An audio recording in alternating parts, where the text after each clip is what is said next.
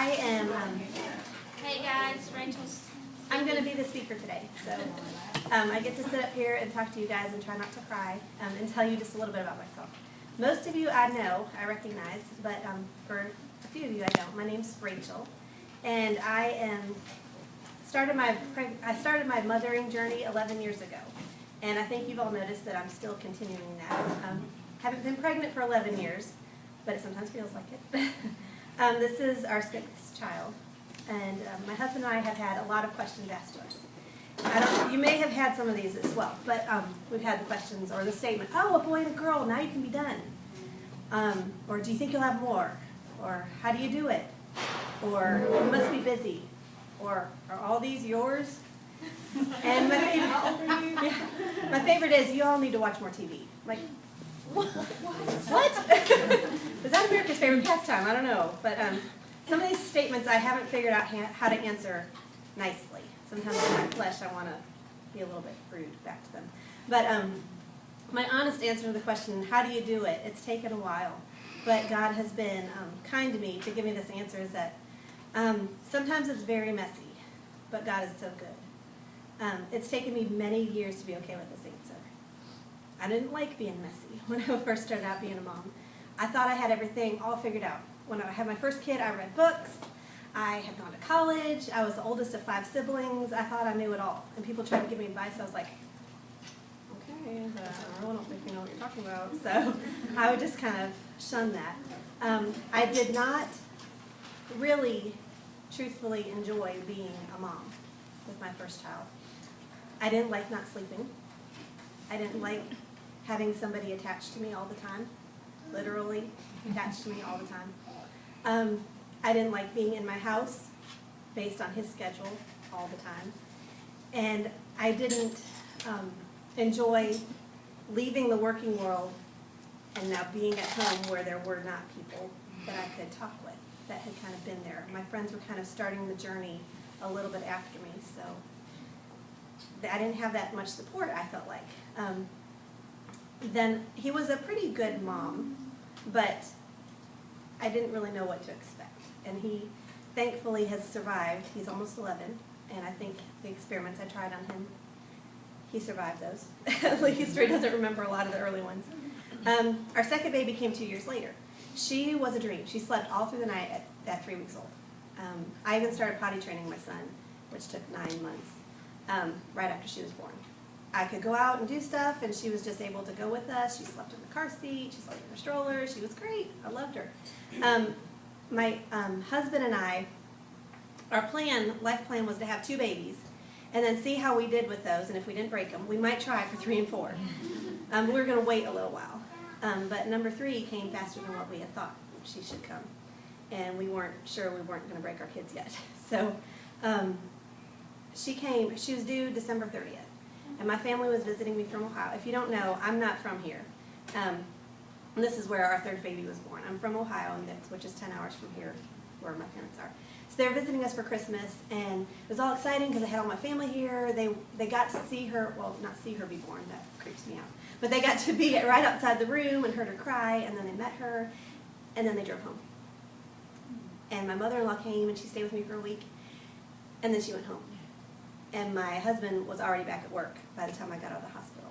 So I'm dealing with all of this. Holy cow, I have 3 babies. They're all at home with me. I've got nobody here that's responsible except for me. It was right after Christmas. I don't know if any of you have that trouble, but right after Christmas it's like, oh, it's done. Everything's over. And I was like that. I was having trouble. And one of my friends actually pointed it out to me. She's like, are you depressed? And I said, no. No, I am not depressed. I am fine. I just am having a little bit of a hard time. And I got in the car shortly after that, and I started crying on the way home. And because during her first month of life, not only did I have all these things that I've already mentioned, but I decided that everything we ate needed to be started with this. You know what this is? Probably not, because most people don't do this right after they have a baby. This is wheat berries. So everything we ate that had anything grain, like cookies, pancakes, bread, all that stuff, we had started 6 months earlier making a transitional change in our nutrition. I ground all of our wheat from this to get our flour. Another dumb idea. I decided to make yogurt from scratch without a yogurt maker, which is like a 5-hour process. So I think I was probably nursing over the stove. I think that's probably how that went. Oh, and the most important thing was that my 4-year-old, he had just turned 4. He desperately needed to learn how to read immediately. All of these thoughts are going through my head. All of these things, I'm stressing myself out. I called my parents in February, and I told them, if you don't come here now, I'm not sure all of us are going to survive this. And I wasn't kidding.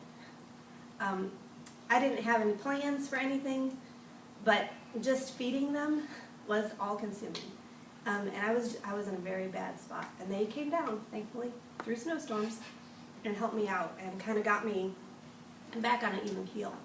But that was just the beginning of the process of God showing to me that I needed to be broken. See, I was all geared up after the second kid to be super mom. I mean, I had everything lined up. My second child was a dream. Third child was rocking my world. I was not going to be super mom. And how was I going to deal with that? God was so good to show me during this time that I had made this perfect shell of perfection around me that I didn't really want anyone to break through. And he was chiseling through that. And it hurt. It hurts to have your dreams taken away. Whatever kind of dreams those are, it just hurts. And I had to become okay with God peeling through this brokenness and this shattered mess that I feel like he was leaving behind and showing me that it was going to be beautiful when he was done. Because he's the one that's perfect and holy, not me. So these 6 years since my oldest child, not my oldest, this third child that changed my world, she's going to be 7 this December. My relationship with God has been so much deeper than it had ever been before. When I feel things are getting out of hand, God is good to give me reminders that maybe I need to check my own attitude. Maybe it's not the circumstances around me that's out of control, but maybe it's my attitude. If I'm trusting him each day, there really can be beauty in the midst of messiness. Now, when I say messiness, I don't just mean my house, which is messy. I have 3 older kids that can pick up after themselves and can help me run things around. But the messiness is mostly like how I interact with them within my house. Am I harsh with them in my words? Do I cut down my husband, either with my words or in my mind? Do I want to be made a lot of? By saying that, I mean, do I want to be praised? Do I want to have somebody say, look, you're doing a great job? I think we all need that, but am I basing how I feel about myself based on what other people are saying about me? And then when I don't get these things, how am I bitter about it? All of these attitudes, when I confess them to God, he helps me to stop doing it. He helps me realize I need to stop doing it first, and then he helps me stop doing it, thankfully, when I submit to him. There's a song called Blessings by Laura Story. Okay, some of you are nodding your head. You've heard it before. I heard it on the way to OB appointment a couple years ago. And I don't want to play this, but I have to, because I have to confess to you. I was texting it into my phone so that I could remember it while I was driving on 75, so I hope you weren't passing me at that time. But I was like, I've got to remember the song. So let me I'm just going to play a verse and then the chorus for you so that you can appreciate it too.